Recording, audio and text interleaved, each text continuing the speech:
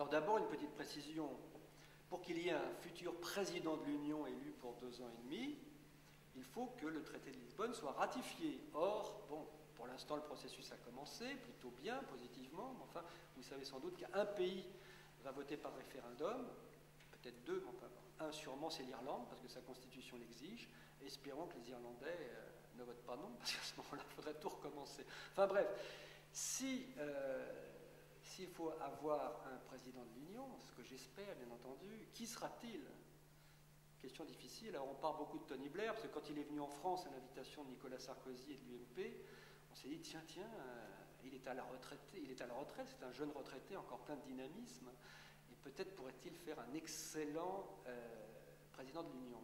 Aussitôt, levé de bouclier, notamment de Valéry Giscard d'Estaing, d'Édouard Balladur et d'autres personnes qui ont dit, oh non, un Britannique, franchement, non. Et je comprends leurs arguments, franchement, parce qu'un pays comme la Grande-Bretagne, qui a toujours traîné les pieds et qui a des quantités de dérogations, qui n'est pas dans l'euro, qui n'est pas dans l'espace Schengen, qui a demandé des dérogations récemment en matière de coopération policière et judiciaire, donc justement dans le traité de Lisbonne, qui ne veut pas de la charte des droits fondamentaux dans le traité. Franchement, lui donner le poste de président de l'Union, à mon avis, c'est quand même difficile à accepter et à avaler.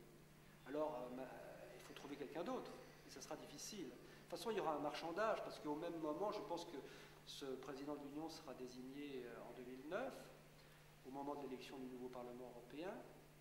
Donc à ce moment-là, il faudra désigner un nouveau président de la Commission, qui sera peut-être d'ailleurs de nouveau M. Barroso. Il y aura un nouveau président du Parlement européen. Il faudra désigner également le nouveau haut représentant chargé de la politique étrangère et de sécurité commune, qui sera également vice-président de la Commission, donc poste très important. Ce sera peut-être M. Solana, mais ce sera peut-être un autre, parce que j'ai cru comprendre que Michel Barnier était candidat. Alors qui, vous voyez, il y aura une espèce de jeu difficile aujourd'hui. Alors il y a quelqu'un qui fait l'unanimité pour le poste de président, c'est le Premier ministre du Luxembourg, Jean-Claude Juncker. Simplement, est-ce qu'il sera candidat? Lui, il est très content d'être Premier ministre du Luxembourg, il est président de l'Eurogroupe, et jusqu'à présent, il a toujours dit, bah, non, ça ne m'intéresse pas trop.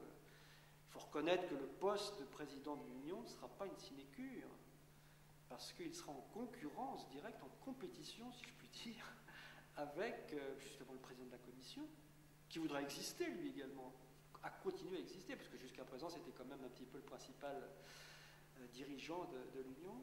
Il sera en compétition d'une certaine façon avec le haut représentant des affaires étrangères, vice-président de la Commission. Donc il y aura 3 personnes là qui vont se tirer un peu dans les pattes. Et en tous les cas, le président de l'Union devra trouver son espace. Et ça sera pas simple. Alors les candidats, il n'y en a pas 36 000. Alors il y a Tony Blair éventuellement. Vous avez le Suédois Carl Bildt.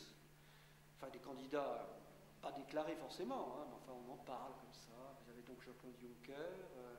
Il y a peut-être le Finlandais Ahtisaari. Quelques autres sans doute que j'oublie.